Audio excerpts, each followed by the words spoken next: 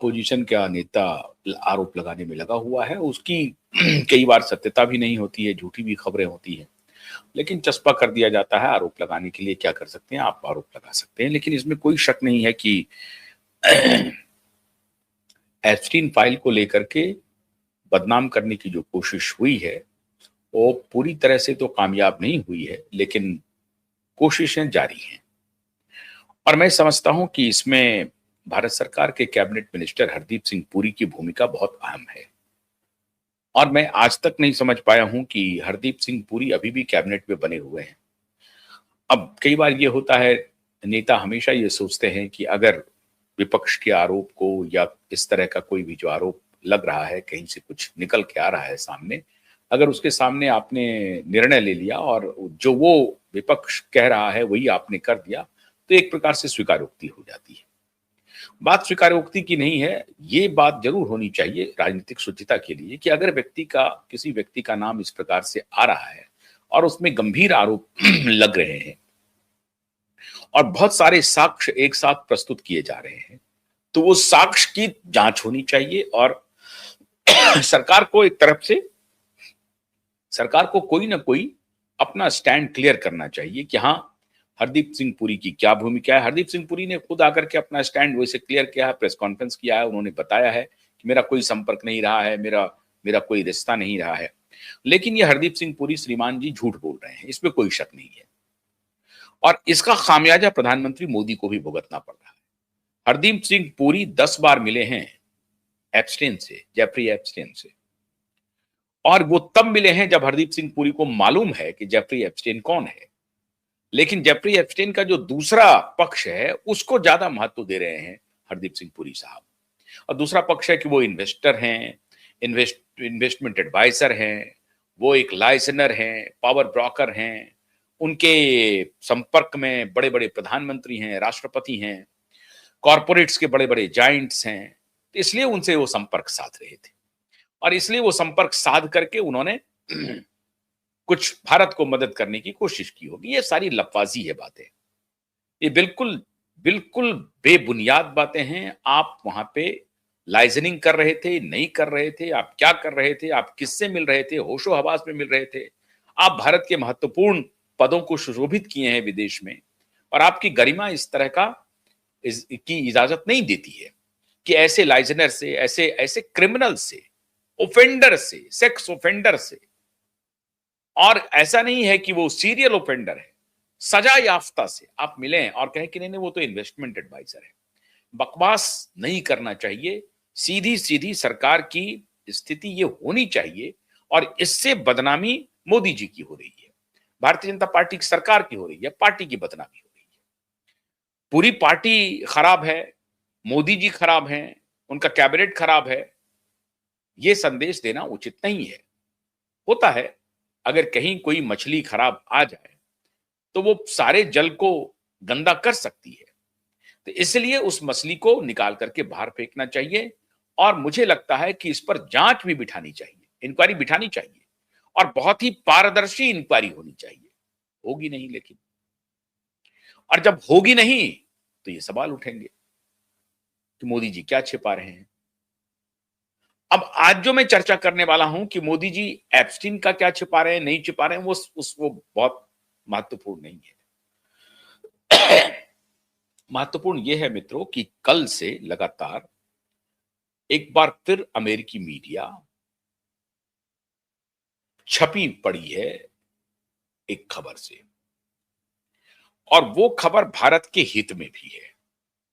और मैं समझता हूं कि मोदी जी ने पूर्व में जो कहीं कुछ गलती हो गई होगी, उससे मोदी जी ने खुद को कोर्स करेक्शन किया है, खुद का करेक्ट किया है, और शायद अब सही रास्ते पर चल रहे हैं।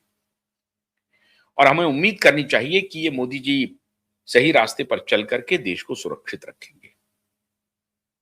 ये मामला पुराना नहीं है जिससे मैं अभी वाकिफ आपको करवा रहा हूं, आप में से बहुत सारे लोग जानते भी होंगे। लेकिन खबर है मित्रों, अमेरिका की अखबारों ने दावा किया है, कुछ यूएस के ऑफिशियल्स के माध्यम से, व्हाइट हाउस के ऑफिशियल्स के माध्यम से। अब उनकी दावा में कितनी सच्चाई है इसकी पुष्टि भारत सरकार को करनी चाहिए, क्योंकि फिर खबर अमेरिका से आ रही है। भारत सरकार ने इसकी कहीं कोई चर्चा नहीं की है। और जिसकी चर्चा हो रही है कल से, वो उस बात को हुए 3-4 दिन बीत गए हैं। शायद 24 मार्च को ही ये मीटिंग हुई है, बातचीत हुई है। क्या खबर है? खबर है कि राष्ट्रपति डोनाल्ड ट्रंप और प्रधानमंत्री मोदी के बीच में बातचीत हुई फोन पे। ये सबको मालूम है, भारत सरकार ने भी बताया, मोदी जी ने भी बताया, ट्वीट करके भी कहा कि हां, हमारी मुलाकात हुई, हमारी बातचीत हुई है फोन पे, और हमने किसी भी सूरत में ईरान, इजराइल और अमेरिका के बीच में जो युद्ध चल रहा है, इसको एक प्रकार से विराम करने की गुजारिश की है, पूरे इलाके में शांति स्थापित करने की गुजारिश की है, जो स्ट्रेट ऑफ हॉर्मुज है उसको लेकर के विशेष चिंता व्यक्त की है कि वहां पर निश्चित रूप से शांति बहाली हो, वहां पर कोई मिसाइल का हमला और गोला बारूद ये सब कहानी बंद हो जाए, कम से कम उस इलाके में युद्ध नहीं हो। और स्ट्रेट ऑफ हॉर्मुज से जो वेसल्स निकल रहे हैं, जो ऑयल टैंकर निकल रहे हैं, उनको निकलने की अनुमति दी जाए, उनकी सुरक्षा की जाए। ये बड़ी शिद्दत से प्रधानमंत्री मोदी ने अपनी बातचीत में डोनाल्ड ट्रंप के सामने रखा। इसकी चर्चा है और जरूर रखा होगा। ये हम सबको यकीन होना चाहिए, अपने प्रधानमंत्री पर भरोसा होना चाहिए कि प्रधानमंत्री ने मजबूती से ये बात कही होगी, जो हमारा एक प्रकार से ऑफिशियल स्टैंड भी रहता है कि हम शांति के पक्षधर हैं, हम युद्ध के पक्षधर नहीं हैं। हम पूरी दुनिया में शांति चाहते हैं, वसुधैव कुटुंबकम का हमारा दर्शन है और हम उसी दर्शन पर आगे बढ़ते हैं।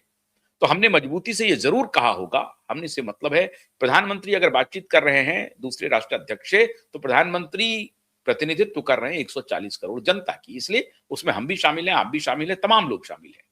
हम सब की आवाज बन के प्रधानमंत्री मोदी ने यह बात कही होगी डोनाल्ड ट्रंप को कि हमें शांति चाहिए, युद्ध नहीं चाहिए।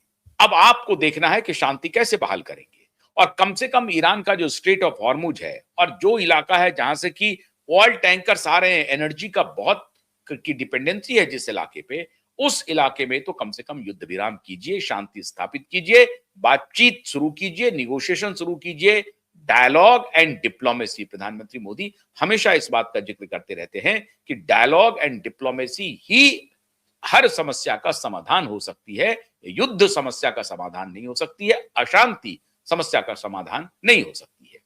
बहुत अच्छी बात है। ये मोदी जी ने कहा भी, सरकार की तरफ से वक्तव्य भी आया।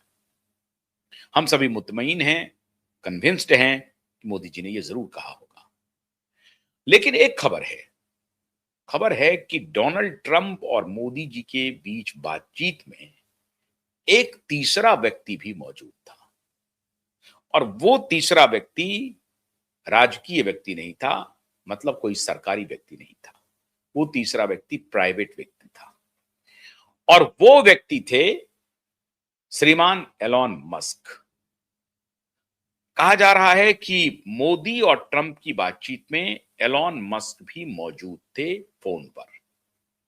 तीनों लोग बातचीत कर रहे थे। अब यकायक खबर आ रही है कि अमेरिका में डोनाल्ड ट्रंप और एलन मस्क की दोस्ती थोड़ी प्रगाढ़ हो रही है, अच्छी हो रही है।